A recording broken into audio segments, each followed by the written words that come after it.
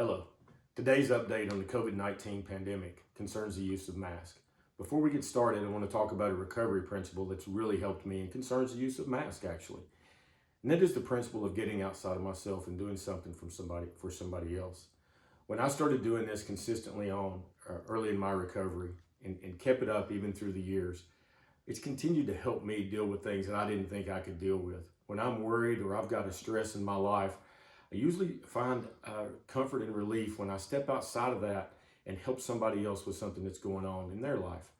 And believe it or not, that concerns the use of masks. Now, in my previous updates, we've talked about the use of masks and how they weren't recommended, except for to protect other people from us. And guys, when we're involved in a pandemic like we are right now, we have to take a look at what the data shows as it unfolds on a daily basis. And we have to be willing to change our mind based on new information. And that's what our leaders are doing. Last week, the CDC, as well as our Presidential Task Force and the Surgeon General of the United States, Dr. Jerome Adams, noted that about half of the cases of coronavirus are completely asymptomatic. That means that people have the coronavirus, the COVID-19 virus. They never have any symptoms. They don't even realize they have it, but they are capable of passing it on to somebody else who could get really sick. And we've known that for a while, but we didn't realize that it was up to half of the number of people out there. So that's where the use of masks come in. And when I talk about masks today, I'm talking about masks to protect others from me. The mask I'm going to show you are going to do nothing to protect me from others, but they could slow the spread or stop the spread from me, who could be asymptomatic and not even know they have the virus, of spreading it to somebody who could get really sick. Now, there are 4 types of masks I'm going to discuss, and I have 3 examples. I don't have the 4th example, but I have 3 examples.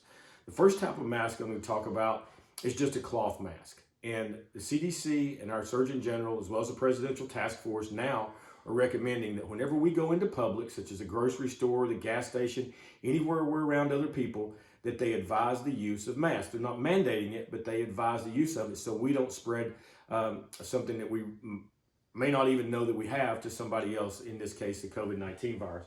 So this is a cloth mask my mom made me. As you can see, it's very stylish, University of Tennessee. And it's pretty simple.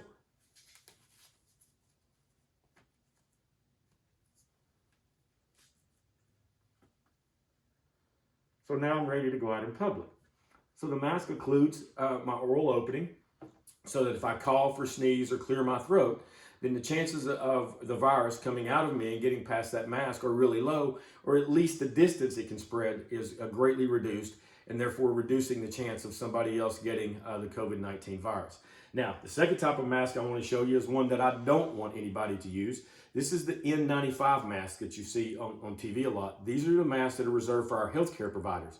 These masks actually protect me from getting the disease. So if I'm a healthcare provider, I'm in the emergency department, I'm taking care of people who are sick, and we know they have the COVID-19 virus, they're coughing, we've got virus in the air, this is the mask that our healthcare providers use. And it goes on exactly as you would think. Here. All right. And so it has to be form fitted. That mask, you can't tell by looking at it on camera, but that mask has to be fitted around your nose, and the openings on the sides and bottom have to be specially fitted to your mouth. If it's not, then the virus can still get around in through those cracks, and it becomes ineffective. These are the masks that I do not want to see people wearing. I was in my neighborhood today and I saw a guy mowing the yard wearing one of these. First of all, he was socially isolated. There wasn't anybody within 100 yards of him. And he's using a mask that could be much better served being utilized by our healthcare providers who are taking care of really sick patients in our emergency departments, in our ICUs and hospitals across the United States. Now, the last type of mask I want to show you is one that's homemade. So guys, this is not rocket science. Basically, anything that covers the nose and the mouth can be effective at limiting the spread of somebody who may be asymptomatic to somebody who could potentially get sick. This is just a buff I had in my closet. I use it in the wintertime to keep my neck warm.